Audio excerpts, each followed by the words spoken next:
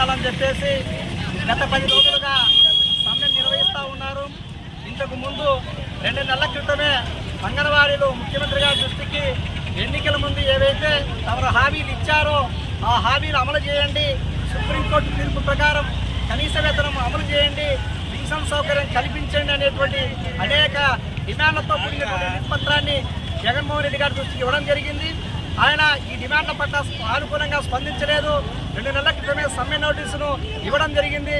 అయినా కూడా స్పందించినటువంటి పక్షంలో గత్యంతరం లేనటువంటి పరిస్థితుల్లో అంగన్వాడీలు గత 10 రోజులుగా సమ్మె నిర్వహిస్తూ ఉన్నారు. గత 10 రోజులుగా సమ్మె నిర్వహిస్తూ ఉన్నా కూడా ఈ రాష్ట్ర ప్రభుత్వంలో శ్రమం లేకుండా పోయింది. పైపెచ్చు సమ్మెను పరిష్కరించే పద్ధతుల్లో కాకుండా సమ్మెను నిర్వీర్యం చేసేటువంటి పద్ధతుల్లో ఈ రాష్ట్ర ప్రభుత్వం ప్రయత్నం చేస్తూ ఉంది.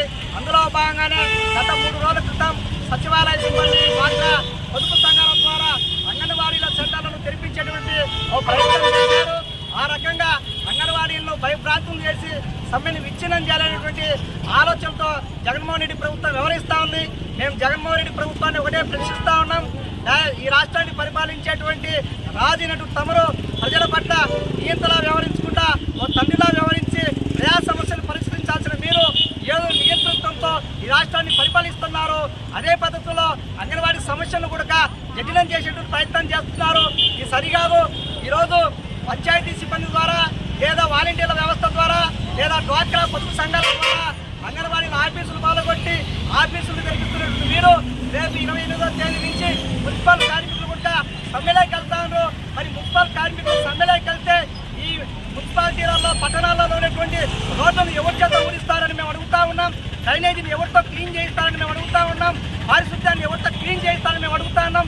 అట్లా క్లీన్ చేయించేటువంటి దమ్ము ధైర్యం ఈ రాష్ట్ర ప్రభుత్వానికి ఉందా అని కూడా మేము జగన్మోహన్ రెడ్డిని హెచ్చరిస్తూ ఉన్నాం. పైపెచ్చు మంత్రుల ద్వారా ఎమ్మెల్యేల ద్వారా ఈ యొక్క సమ్మెను దుర్మార్గమైన పద్ధతులు అణివేసేటువంటి ప్రయత్నం చేస్తాను. అంగన్వాడీ మహిళల పట్ల కండకావరంతో వివరిస్తున్నారు. ఈరోజు జగన్మోహన్ రెడ్డి పుట్టినరోజు రాష్ట్రమంతా ఆనందంగా జరుపుకుంటా ఉన్నారు. ఓ పక్క రాష్ట్రమంతా వైసీపీ కార్యకర్తలు ప్రభుత్వాది నేతలంతా కూడా కేకులు కట్ చేసుకొని ఆనంద దోడికల్లో మునిగిపోతా ఉన్నారు. మరోపక్క అంగన్వాడీ కార్యకర్తలు వేతనాలు పెరక్క, వేతనాలు రాక, గ్యాస్ సిలిండర్లకు ధరలు రాక, రూమ్ రెంట్లకు ధరలు రాక అనేక రకాలైన డిమాండ్ల పరిష్కారం కోసం తిండి తిప్పలు లెక్క ఆందోళన చేస్తున్నారు. అందుకనే ఈరోజు మైదుకూరు పట్టణంలో సిఐటియు ఏఐటీసీ సంఘాల ఆధ్వర్యంలో ఉన్నటువంటి అంగన్వాడీ మహిళల కార్యకర్తలందరూ కూడా జగనన్న మీకు కేకులు మాకు ఆకుల, జగనన్న మీకు సంతోషం మాకు బాధ అనేటువంటి నినాదాలతో అంబేద్కర్ సర్కిల్ దగ్గర ఈరోజు ఈ నిరసన కార్యక్రమాన్ని చేపడతా ఉన్నాం.